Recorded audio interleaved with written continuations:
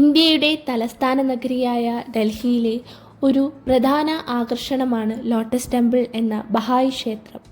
ബഹായി മതവിശ്വാസികളുടെ ആരാധനാലയമാണെങ്കിലും നാനാജാതി മതസ്ഥർ ഇത് സന്ദർശിക്കാറുണ്ട്. 1986 പണിതീർന്ന ഈ ക്ഷേത്രം ഇന്ത്യയിലെ ഏറ്റവും വലുതും ശില്പചാതുര്യങ്ങളിൽ മുന്നിട്ടു നിൽക്കുന്നതുമായ അമ്പലങ്ങളിലൊന്നാണ്.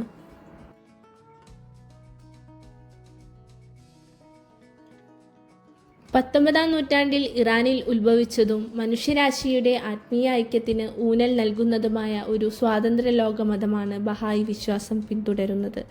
ഇസ്ലാമിക വേരുകളിൽ നിന്നാണ് ഇത് വന്നതെങ്കിലും ഹിന്ദു മത ആചാരവുമായി ഇത് അടുത്തു നിൽക്കുന്നു.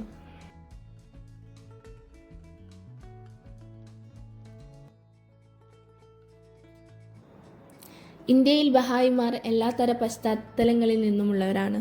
ആൻഡമാനിലെ കാടുകൾ മുതൽ മുംബൈയിലെ ഉയർന്ന പ്രദേശങ്ങൾ വരെ, തമിഴ്നാട്ടിലെ തീരപ്രദേശങ്ങൾ മുതൽ സിക്കിമിലെ പർവ്വത പ്രദേശങ്ങൾ വരെ കൂട്ടായ ആരാധനയ്ക്കായി ഒത്തുചേരുന്നതിനും കുട്ടികൾക്കും കൗമാരക്കാർക്കും മുതിർന്നവർക്കും ആത്മീയ വിശ്വാസത്തിനായുള്ള ക്ലാസുകൾക്കുമായുള്ള അവരുടെ വീടുകൾ തുറന്നുകൊടുക്കുന്നതിലൂടെ ഐക്യം, നീതി, പൊതുനന്മയ്ക്കായുള്ള സമർപ്പണം എന്നിവയിൽ സവിശേഷമായ ഒരു സമൂഹ ജീവിത മാതൃക നെയ്യുന്നതിനായി അവർ വൈവിധ്യമാർന്ന പശ്ചാത്തലങ്ങളിൽ തങ്ങളുടെ പ്രദേശങ്ങളിലെ നിവാസികളുമായി സഹകരിക്കുന്നു.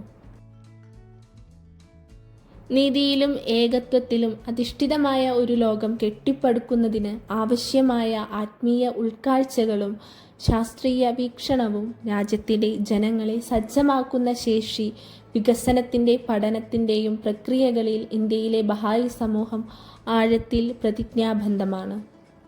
ലോട്ടസ് ടെമ്പിളിൻ്റെ ശില്പചാതുര്യത്തിന് ഒരുപാട് പുരസ്കാരങ്ങൾ ലഭിച്ചിട്ടുണ്ട്.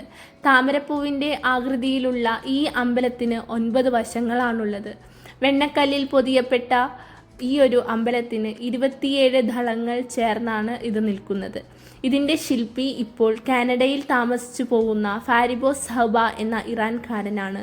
ഇതിരിക്കുന്ന ഭൂമിയുടെ വിലയും നിർമ്മാണ ചെലവും പ്രധാനമായും നൽകിയത് അർദിർ സിംഗ് രഗ്പൂർ എന്ന ഹൈദരാബാദുകാരനാണ്. തൻ്റെ ജീവിതത്തിൻ്റെ സമ്പാദ്യം മുഴുവനും അദ്ദേഹം ഇതിനുവേണ്ടി 1953 ചിലവഴിച്ചു. ലോട്ടസ് ടെമ്പിളിൻ്റെ ആ ഒരു ഘടനയെ ഒന്നും കൂടി ഭംഗി കൂട്ടുന്നത് ചുറ്റിനുമുള്ള പച്ച വിരിച്ചിട്ടുള്ള ഒരു ഉദ്യാനം തന്നെയാണ്. വെട്ടി ഒതുക്കി നിർത്തിയിട്ടുള്ള മിനിയേച്ചർ ഓറഞ്ച് മരങ്ങളും പലതരത്തിലുള്ള ഫ്ലോറ ഫ്യൂണ ആ ഉദ്യാനത്തിൻ്റെ ഭംഗി ഒന്നുകൂടി കൂട്ടുന്നു. അമ്പലത്തിന് ചുറ്റുമുള്ള 9 കുളങ്ങൾ, അത് ബഹായി വിശ്വാസത്തിലെ 9 സ്പിരിച്വൽ പാത്തിനെയാണ് പ്രതിനിധീകരിക്കുന്നത്. ഇവ അമ്പലത്തിൻ്റെ ഭംഗിയേക്കാൾ ഉപരി അമ്പലത്തിൻ്റെ ഉള്ളിൽ എപ്പോഴും ആ ഒരു സ്വാഭാവികമായിട്ടുള്ള ആ ഒരു തണുപ്പ് നിലനിർത്താനും സഹായിക്കുന്നു. അതുകൊണ്ട് തന്നെ ഓരോ ദിവസവും 10,000-ലേറെ ആളുകളാണ് അവിടെ വിസിറ്റ് ചെയ്യുന്നത്. അതുകൊണ്ട് തന്നെ സമ്മറിൽ നിങ്ങൾ പോവുകയാണെങ്കിൽ, അതായത് ഏപ്രിൽ തൊട്ടിട്ട് സെപ്റ്റംബർ വരെ പോവുകയാണെങ്കിൽ കാലത്ത് 9 മണി മുതൽ വൈകിട്ട് 7 മണി വരെ അമ്പലം ഓപ്പണാണ്. ഇനി നിങ്ങൾ ഒക്ടോബർ തൊട്ടിട്ട് മാർച്ച് വരെയുള്ള ദിവസങ്ങളിൽ പോവുകയാണെങ്കിൽ കാലത്ത് 9 മണി തൊട്ടിട്ട് 5:30 വരെയാണ് അമ്പലം ഓപ്പൺ ആയിട്ടുണ്ടാവുക. ഇവിടെ തികച്ചും വരെ നമ്മൾ കയറുകയാണെങ്കിൽ അഡ്മിഷൻ ഫ്രീ ആണ്.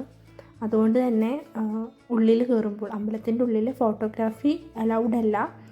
വേണമെന്നുണ്ടെങ്കിൽ പ്രത്യേകം പെർമിഷനും കാര്യങ്ങളൊക്കെ എടുക്കേണ്ടി വരും. അതുപോലെ തന്നെ നിയറസ്റ്റ് ആയിട്ടുള്ള മെട്രോ സ്റ്റേഷൻ കൽക്കായി മന്ദിർ മെട്രോ സ്റ്റേഷനാണ്. അവിടെ ഓൺ ദ വയലറ്റ് ലൈനിൽ ഇറങ്ങുകയാണെങ്കിൽ നിങ്ങൾക്ക് ഏകദേശം ഒരു 10 മിനിറ്റിനുള്ളിൽ അമ്പലത്തിൽ നടന്നെത്താവുന്നതേ ഉള്ളൂ. ഏർലി മോർണിംഗോ അല്ലെങ്കിൽ ലേറ്റ് ആഫ്റ്റർനൂണോ വരികയാണെങ്കിൽ നിങ്ങൾക്ക് ആ ഒരു തിരക്ക് ഒഴിവാക്കി നല്ല രീതിയിൽ ഫോട്ടോസൊക്കെ എടുക്കാൻ പറ്റും. വീഡിയോ ഇഷ്ടപ്പെട്ടിട്ടുണ്ടെങ്കിൽ ചാനലൊന്ന് സബ്സ്ക്രൈബ് ചെയ്യുക, ലൈക്ക് ചെയ്യുക, ഷെയർ ചെയ്യുക. ഇതുപോലുള്ള ഇനിയുള്ള വീഡിയോസ് ഇതുപോലുള്ള ചാനൽ അപ്ലോഡ് ചെയ്യും. അതുകൊണ്ട് തന്നെ ബെല്ലൈക്കണൊക്കെ ഒന്ന് എനേബിൾ ചെയ്തിടുക.